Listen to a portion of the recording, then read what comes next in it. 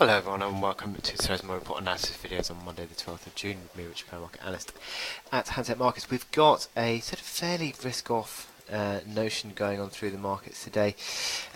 Just looking down the board, sterling continues to remain weak in the wake of the UK election.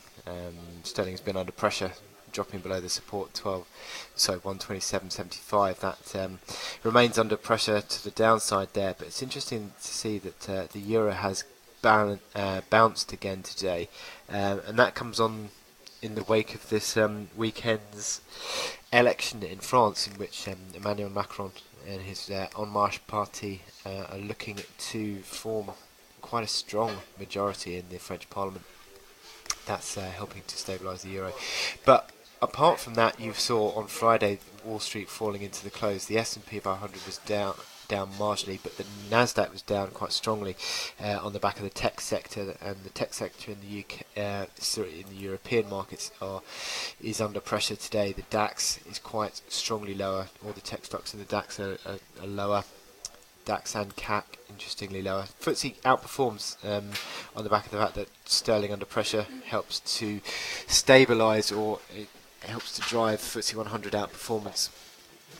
But generally speaking, we've got the dollar, which is pretty mixed today. Nothing really in terms of sort of major direction.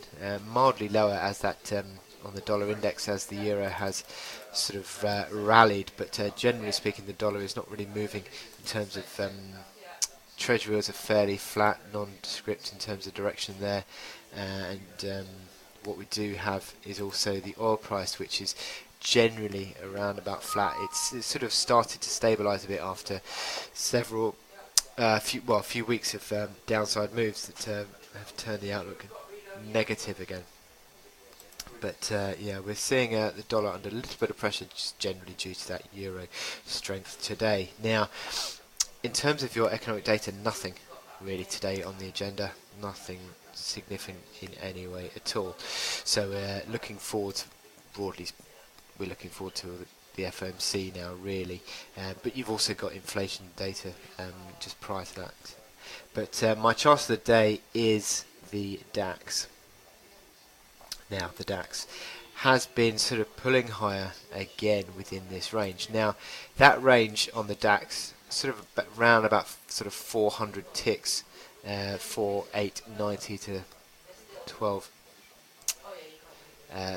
880.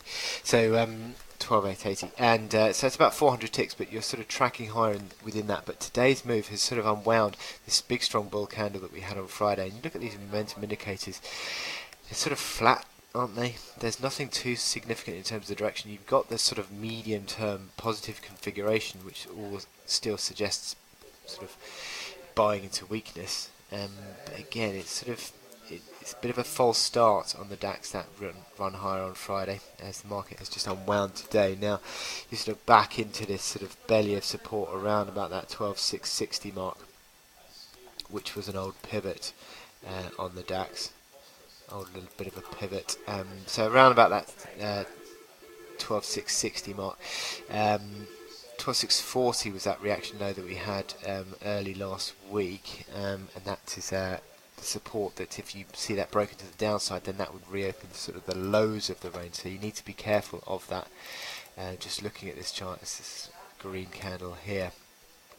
But certainly the market has just fallen away today, and it could be another bit of a false start. But we are still looking to buy into weakness on this DAX, because there's little really yet to suggest that the DAX is going to be sort of entering into a sort of a sustained correction mode. I think any little near-term corrections are a chance to buy on the DAX, and certainly the momentum indicators still reflect that, I think, on the daily chart.